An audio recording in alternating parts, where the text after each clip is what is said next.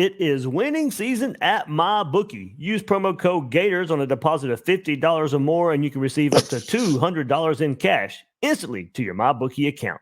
Bet anything, anytime, anywhere with MyBookie. Gators Breakdown, because there's never a dull moment in Gator Nation. The Gators Breakdown podcast is ready to go. I am your host, David Waters. You can find me on social media at GatorDave_SEC and at Gators Breakdown. Hey, here we are. It's a bye week, so of course, like we do every year, we catch up with recruiting a little bit. And hey, no better place to go than Corey Bender, Gators Online on 3 Network right there. Corey, it's a lot of commits in this class coming into this season, but still plenty of storylines out there as far as these Gators go and trying to put the wraps on this 2024 class. Yeah, absolutely. Yeah, thanks for having me on, Dave. And it's an interesting time. I think it's obviously a good place to be in if you're a Florida fan. You obviously ranked inside the top 5 right now. And it's a good thing to have.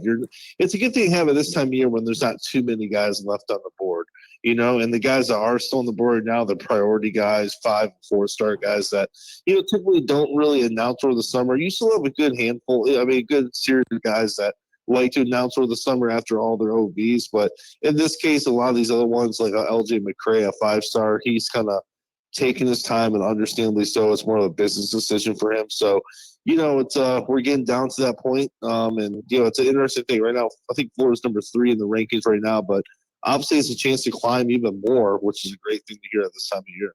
Absolutely. And hey, everybody, hit that like button, subscribe right here on Gators Breakdown if you haven't done so yet, if you're watching the YouTube version, or subscribe on your favorite podcast platform. But smash that like button. It really does wonders in helping us out right here on the YouTube version of Gators Breakdown. And of course, you can find more at gatorsbreakdown.com. A lot of bye-week coverage there for the Gators. And of course, Gators Breakdown Plus. Link is in the description. You can join the Discord chat where, hey, look, we got a recruiting channel. We talk recruiting all day, every day right there on the Discord. You get the newsletter to gatorsbreakdown.com, extra episodes, chats as well. Link is in the description to join Gators Breakdown Plus. So, hey, Corey, it was the first name you brought up. That's exactly where we'll start with the decision coming Saturday for defensive lineman LJ McCray. Continuing to hear some good things on the Florida side, but hey, look, Florida State has some good feelings. Georgia, of course, can't be overlooked. So as we record this, his mind may not even be made up yet.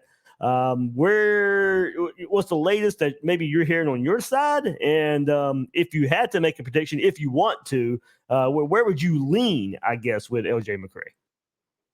Yeah, I think this is usually when you're about a week out or a little bit less than a week, you start to have a good idea where a top kid's leaving. And a lot of that kind of comes out where other schools maybe think they're not going to be the choice, and maybe it leaks out from them. So you kind of process by elimination. But, I think with LJ McCray, he's done an outstanding job of kind of keeping people guessing, especially during interviews. He definitely knows what to say and what not to say. Very first-class kid. And I think right now, I know he is a top 5, but as I've been saying for months, I think Florida, Florida State, and Georgia, those are the 3 schools definitely to focus on the most. Never say never with Auburn, Miami. He recently went up to Auburn. He took an OV over the summer, but went back for an unofficial a few weeks ago. Had a great time. Miami was always kind of feeling optimistic behind the scenes as kind of like a dark horse contender. But, I think right now, Florida, Florida State, and Georgia are the 3 trending up, and he can honestly put on a half for either one of those schools right now, and neither of those schools would surprise me whatsoever. I'm trying to think in recent memory of kind of certain recruitments for a high-level guy that kind of have you guessing this much, this close to his decision day, and I couldn't think of one. So, for Florida, they have a lot going for them. Obviously, with them being he likes Florida a lot from what he's told me. It's kind of like a rebuild project, kind of on the rise, getting Florida back to where they used to be. And he said that reminds him of his time at Mainland High School, where when he got there, the record wasn't as good. And they've, obviously right now they're clicking on all cylinders. So Florida has a lot going for them. But, man, if I had to put a prediction today, which I haven't really put an official prediction, I'm probably going to wait on that one because I think right now it'd be a true guess. But I think Florida, I'm hearing more buzz with Georgia and Florida State. Georgia more yesterday. I've been hearing a little bit more FSU buzz today. Doesn't mean Florida is not going to get him. Florida's right there at the top. But depending on who you speak with, I think right now, as of Tuesday evening, I'm hearing a little bit more with the Dogs and Seminoles. All right. Then, hey, Corey, what type of player would these schools be getting in LJ McCray? Of course, just keeps rising in the rankings. What's his season maybe been like so far? What type of player would these teams be getting? Yeah, prototypical size, man. 6'6", about 270 pounds, 265 pounds. And when you see those measurables in high school, I mean, a lot of time it's true, but when you see some kids, they're really about 6'4.5", almost 6'5". But when you see McCray, he's everything as he is listed. Legit 6'6". I think he's a versatile guy. I think he's a strong side DN right now who has this, could definitely kind of play more inside as he gets bigger. And it's hard to say bigger, but I think he's a guy that could fill out and play closer to 300 pounds at the next level. But he's a versatile big body. Kind of reminds me body-wise of a Gervon Dexter, kind of how like they used him, just a big body that you can kind of move along the D-line. But the one thing I like about McCray is his motor. He's a guy that really gets after it for all four quarters and relentless when it comes to backside pursuit. And, for a guy that big and to kind of see him moving around it. And I hate to say, like, I'm a Detroit, obviously a lot of people know I'm a diehard Lions fan. If you seen Aiden Hutchinson play, it's kind of very similar as far as a big guy who's just relentless getting north and south and just doing all he can to kind of get in that backfield. So, yeah, whoever they're getting him, on 3, we have him as the number 1 ranked defensive lineman, a 5-star prospect. And I think he's definitely earned that, just based off his senior play and even dating back to his spring game where he really impressed me as well. All right, Corey, let's stay right there in Daytona, Mainland. His teammate Zavier Mincey right there in the defensive backfield. Seemed like there was a lot of Miami love at one point, maybe a decision coming in the fall, but him not announcing to an all-star game. I'm assuming and guessing, hey, that's probably still the plan, right? And does the school really know yet, or is that decision and where a school will know coming soon? Yeah, so we spoke to him last week, being on 3, and I think right now that is still the plan. The plan is to still reveal his commitment at the All-American Bowl or All-American. Is it All-American Bowl or All-American? Yeah, I don't know. It's playing my mind up over in San Antonio in early January. But the plan is he's going to be announcing that he's going to be committing to a school silently before then. So I think right now Florida, Miami, those are the 2 schools I'm focused on the most. He's going to Alabama for an official visit. I believe it's next weekend or this weekend. One of these weekends here coming up, he's going to Alabama for an official. Last time he was at Tuscaloosa, I believe it was over the summer. They've always kind of, at least in my opinion, been viewed as a dark horse. I've always liked the in-state suitors. Florida, Miami. FSU's a school he's mentioned too, but in my opinion, they're a distant 4th. So I think this Alabama official could go a long way if he was to go out of state. But right now, I'll probably give the very, very slight edge to Florida over Miami. It's very close, in my opinion, between those schools. And when we asked him last week if he's made a commitment to any of these schools yet silently, he just basically he didn't want to answer that. He just kind of said, just kind of keeping it quiet for now. So from what my gut tells me, I don't think he's made a decision quite yet. Obviously there's been some ups and downs with some of his finals as far as, a lot of emotions in the season with, Florida's games and then obviously Miami with how they fumbled at the end. A lot of ups and downs with a lot of his finalists. So, we'll see though. But I think if you're a Florida fan, and if you're a Florida staff, you have to definitely be feeling really, really good with Zavier. All right, there we go. That one might be trending well to Florida. But, hey, Corey, there might be some concern with a couple of commits Florida has. It seems like Georgia could be pushing hard to flip Nasir Johnson, and Damaris Williams is visiting Ohio State this weekend for an official visit. And, hey, from what I'm hearing, those are maybe these might be 2 to worry about here with Georgia and Ohio State being involved. Yeah, and Zavier Johnson, too. Keep an eye on Florida State. He was at Georgia last weekend. I believe Florida State's this weekend. Okay. Yeah, it's Georgia and Florida State. Those are the 2 I would kind of keep an eye on. And, I spoke to him after the South Carolina game. He said he was very impressed.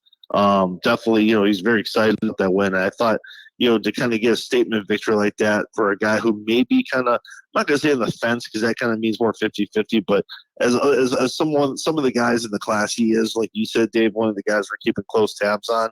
The good thing for Florida is he went to Athens this past weekend. He didn't make a decision then, right? So he goes home, and that's a good sign for Florida. Nothing happened then. But Florida State was a school when he did commit. that was kind of right neck and neck with the Gators at that time over the summer. So you got to keep this. You got to definitely keep eyes on the Seminoles. Obviously, they're playing great on the field too. I know Odell Hagens is really prioritizing him. So I think right now, obviously, Florida just has to keep doing what they're doing. But if I had to kind of put a percentage on his commitment, I would probably say around 80. That's kind of like where I would be with Zavier Johnson. And, Amaris Williams, he's kind of a wait and see with me. I know Ohio State was showing interest before the offer for a while. Tennessee was another school that he was mentioning as well as a school really trying to flip him. So his recruitment, I think, obviously, it's going to really come down to just how this goes over the weekend when he goes to Ohio State. And, they're obviously ranked high year in and year out. The atmosphere is great. So it's also probably maybe arguably a little bit closer to home. He's in North Carolina, so it's almost about the same. But, it'll be interesting. So, when I watch his film, I think he's one of the more undervalued commitments as far as guys that maybe Florida fans don't talk about enough. I think his film's outstanding. He's versatile as well. So I think he's the one. I mean, I like Zavier Johnson. He's good, but Dave, I know you watch film a lot of these guys too. I think Zavier is very raw compared to a guy like Amaris Williams. So Amaris Williams, he's the one. I mean, if I'm a Florida fan, I'm crossing my fingers. All righty there. So, we did see one decommit last month in the form of Mekhi Burrow, but still seems to be some heavy interest from the state of Georgia defensive lineman towards Florida. Maybe looked like a flip towards Georgia was in the works, but nothing yet. Yep. So, where is, this one?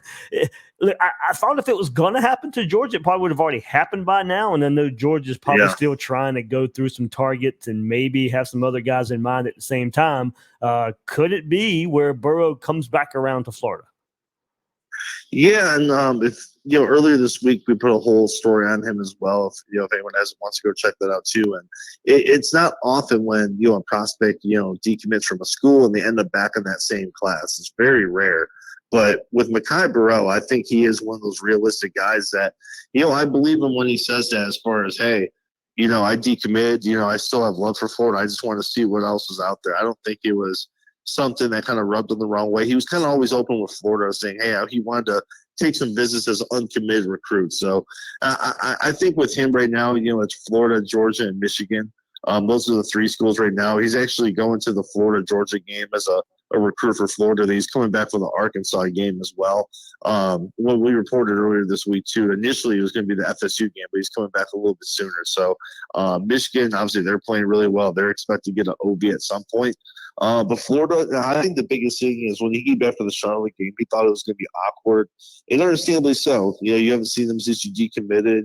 Like for someone who hasn't experienced that, you really don't know what to expect. But he said he was blown away just by the hospitality, almost like he never left, and it was not awkward at all. And I think that visit really made a lasting impact to him as far as that home-like feel, saying, hey, okay, these guys really care about me as a person. They told him, hey, you always have a home here. We love you. So I think Florida really, for getting a kid back on campus for the first time after decommitment, I don't think Florida could have done a better job than what they did when he came back on. Sounds good there. And all right, one more committed prospect we'll take a look at here, Charles Lester, and sets return visit to Florida. But Corey, I'm not so sure this one works out. I know there's communication with Corey Raymond. I'm not so sure Corey Raymond sold completely on him. I know it sounds crazy for one of the top players out there, but in asking around, that does seem to be an angle here. Of course, one of the best players in the country, and I think a lot of people look at that and say, why wouldn't you want him? But of course, Corey Raymond has a set of standards and looks that he wants in a defensive back. But interesting that there is that continued conversation going on. Yeah, so I went to his game last Friday. We spoke after, and same thing like he said. I think Charlotte was the other game he came for as well, and he said Florida and Colorado right now are the schools pushing the hardest to flip him. Already took an OV to Colorado, so he said only other OV he's going to take between now and signing December is going to be Florida, which will be more likely the December 8th weekend.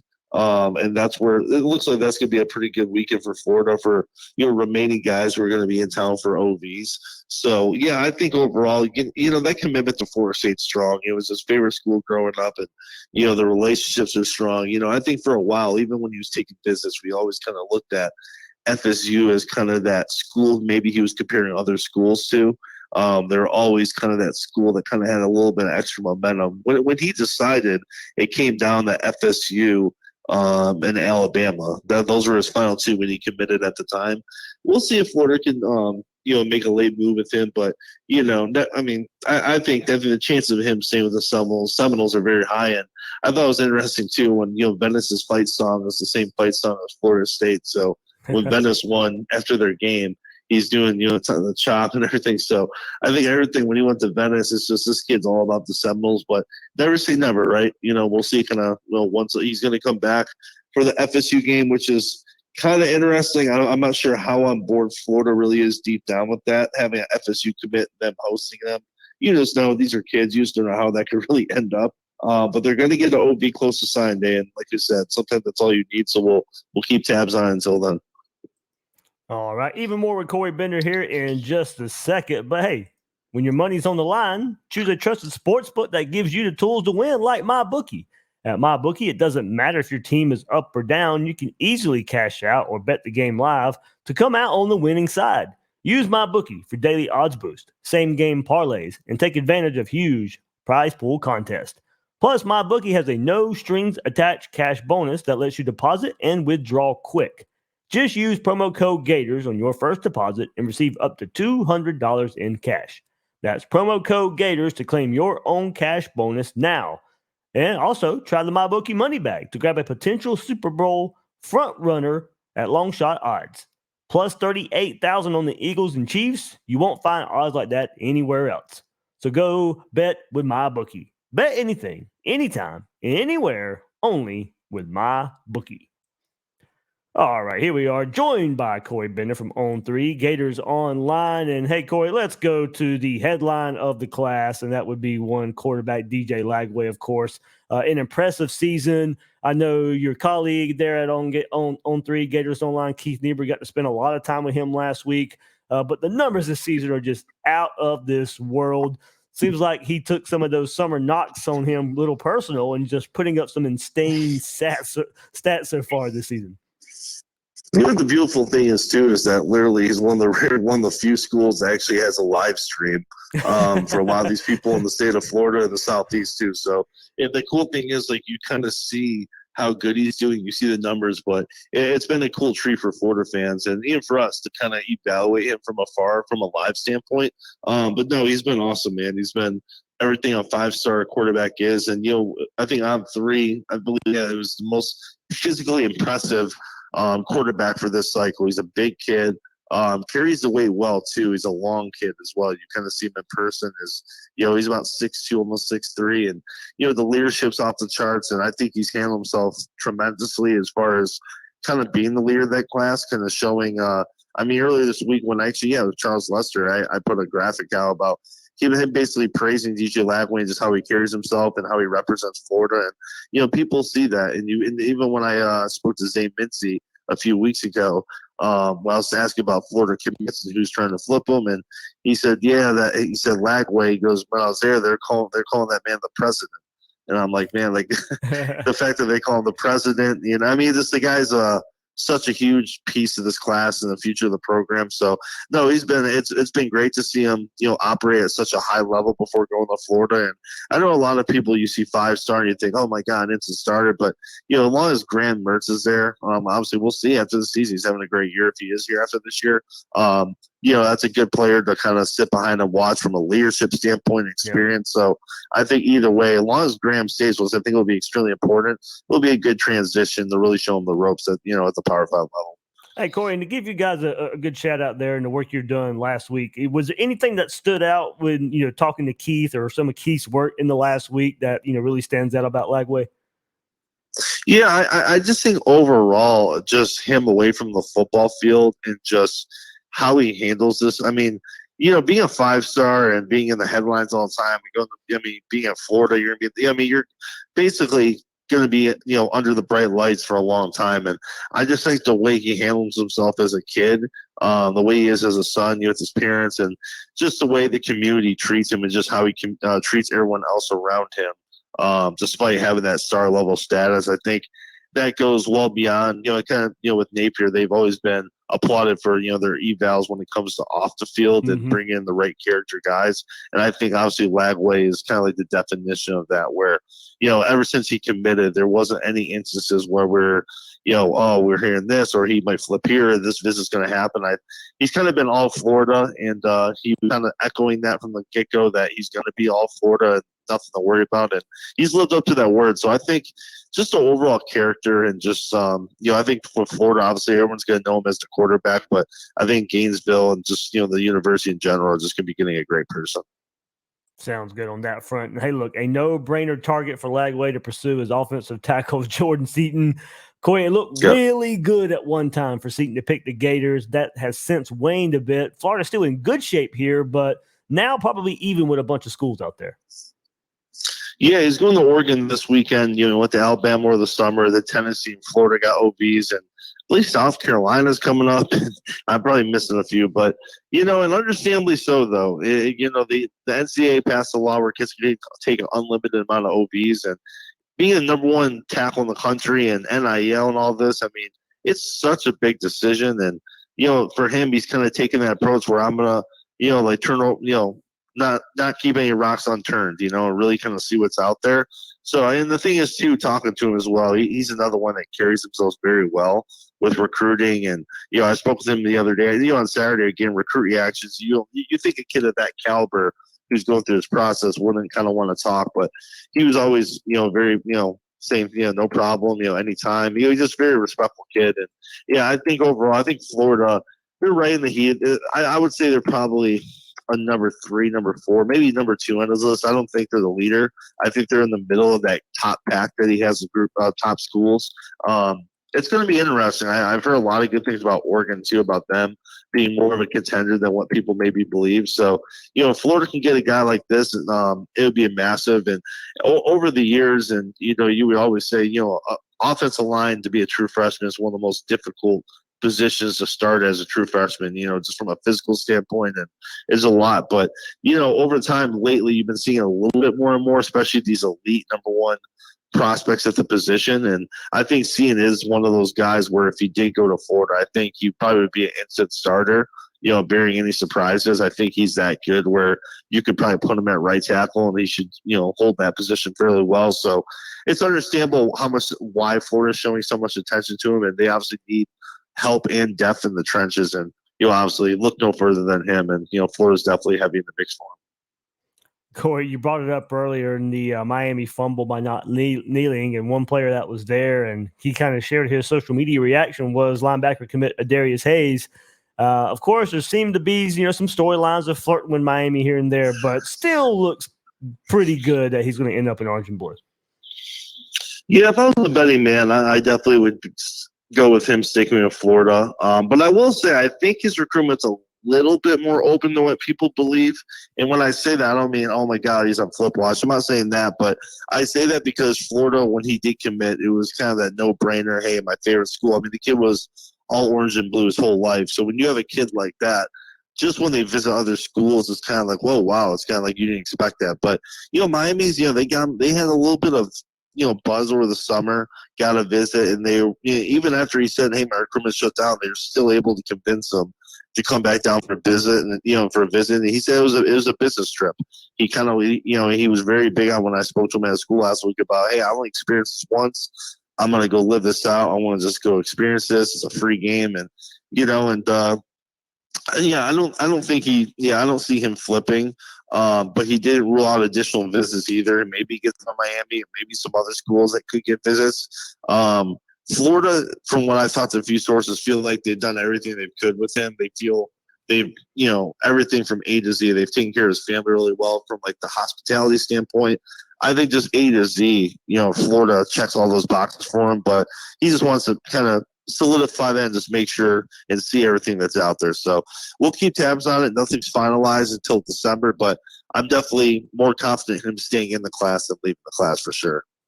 All right, a few more thoughts here with Corey before we let him go. And, hey, let's get back to some flips, Corey, or possible flips maybe. And, 3 that come to mind, of course. Wide receiver TJ Moore committed at Clemson. Defensive lineman DeAndre Robinson committed at Texas. Alabama cornerback commit Jameer Grimsley. we've all, heard their names off and on over the last few months. Anything Grimsley, I guess, would probably be the one. If you hear behind the scenes a little bit, maybe more likely to maybe end up flipping from Bama to Florida. But that's the three names we hear about the most as far as a possible flip targets for the Gators. Yeah, Billy Gonzalez went to Tampa Catholic actually yesterday to kind of check on TJ Moore and obviously Jameer Grimsley. With TJ Moore, as we all know, Clemson doesn't allow their kids to really visit when they're committed. So that's kind of an uphill battle. Maybe Florida can get an in-home visit towards the end, and maybe he reopens the recruitment. I mean, that's just kind of a funny situation until it's really the ball's in his court. It's kind of a wait and see until then. Jameer Grimsley, I know he's solid with Alabama. That commitment is definitely strong. But if he was to change his mind, Florida's definitely the school to keep an eye out. He loved Florida as a kid, and they weren't even in his top group. And then he took a last-minute visit before deciding, and they landed in his final three. And it just shows you just that one visit, the impact it made. And he's talking to Corey Raymond on a daily basis. And the big thing for him is you want to see growth from Florida on the field. You want to see them. On-field success was a very big thing. Obviously, he knows about Florida. He liked them as a kid, but he wants to see the program, how it's, turned the corner under Napier. And, the South Carolina game was a big step in the right direction. So he's supposed to come back for the Arkansas game. That'd be a massive visit. He still hasn't taken an OV either. So that's still on the table if he wants to do it. So I think Florida's going to hopefully exhaust all options and hopefully get as many visits as possible. I think that's definitely one of the more likely guys. I mean, DeAndre Robinson, I think he's definitely solid at Texas, but the door is slightly cracked open. It's just about if they can get back down to campus again. That's not guaranteed. So I'm more favoring him staying with the Longhorns right now. But other than that, you have guys like Jeremiah Smith, and obviously to me is extremely unlikely. And there's some others out there, but hey, Corey, we'll see. You mean to tell me that 423-yard passing performance from Graham Mertz the other day wasn't enough to flip him? Yeah, right. Yeah, man, I know. It's just I think he sticks to Ohio State. I'll be shocked. I don't know, maybe Florida State. Like it would be a major surprise if he changed his mind, but I just don't think it would be Florida, man. I think maybe they're third or fourth on his list. Remember Georgia got an OB over the summer, and they really nothing really since then. But I like you said, I'm if you're a Florida fan, I'm not holding my breath there at all. All right, Corey, last thing before we let you go. This was all 2024, of course. If you where is Florida be in best shape right now for 2025? And maybe a next commit, or where where they've done some really great work so far. Yeah, no, I think overall, I know a lot of people, it's kind of like this with Florida's last few classes. It starts off a little bit slower, and then they really get it going, and everything starts to pick up. I think overall, I mean, obviously having Waltez Clark on board, that was huge. That was a great first commitment since he was near the very top of their board. It's going to be, in my opinion, a little bit wait and see. Javon Boggs, who committed to Ohio State, was one we were really keeping close tabs on, and we knew it was really close between OSU and Florida. So that was kind of a stinger just based off how hard Florida is recruiting him. He was on the list that guy could go to Florida, but keep an eye on Ryan Montgomery, the quarterback off Findlay, Ohio. He was at the Florida-South Carolina game. Obviously as a guest in South Carolina, and his father, who always classy as always, didn't want to comment on Florida's performance in respect to South Carolina since they hosted them. But those two schools were kind of the schools buzzing going into the weekend. Georgia is in there, Michigan and Auburn, but he's looking to come back possibly for the FSU game, and then in January for a few days just alone with the staff, and then hopefully make a decision in February. So, getting a quarterback on board is huge, obviously, for any recruiting class. And Florida, obviously, they're in a good spot with him. Another one, obviously, we'll talk about real quick, Vernell Brown III. I mean, no need to explain that name. We all know him. He's a 4-star receiver in Orlando. We're still keeping eyes on him, and he's going to take his business and stuff like that. And understandably so. His family's not pressuring him to go to Florida or anything like that. But I'd be very surprised if Florida wasn't the choice. And one other one I'll mention real quick too that is probably the highest ranked out of the bunch is Jalen Wiggins out of Tallahassee. Top 100 kid, a big time defensive lineman. Grew up a big Florida fan, even though he's from Tallahassee. And it's just when you talk to him, Florida's just a school that he glows and lights up about more than other schools. And FSU's in there. You got LSU. Florida State, Miami. There's a lot of competition for him, but I think it's safe to say early on, Florida's a school trending for him. And, if you can get him on board, he's not a flashy kid when it comes to Twitter announcements and stuff. So I don't think he's one that's going to put a commitment date out. But I think, Florida, I think is probably the best spot right now. We're going to keep tabs on him, for the next couple months. All right, Corey, it's a bye week for the Gators. And of course, that means they'll be hitting the recruiting trail a bit this week. What you guys got going on there at Gators Online on 3 to, keep up with all the travels for the Gator staff this week in the bye week? Yeah, just daily stuff. I know Keith usually stays on that a lot as far as our daily with the travel stuff. But we were told Florida, obviously Mainland's a school that they're going to be going to this week, understandably so. And I think a lot of these schools are operating in styles in regards to him because they want to be even though you can't communicate with the kid, a lot of these schools are hoping to be the last school to come by the school. Mm-hmm. So Florida's more likely going to drop by there, just trying to figure out what day. Really just kind of checking out a lot of the top commits too. But I think all eyes right now is obviously at Mainland, to seeing they have a game on Friday. I'm sure, some Florida assistants will be there on the sideline. So, yeah, as always, Gators Online, man. A lot of stuff day in and day out. Definitely keep tabs on everything Florida recruiting.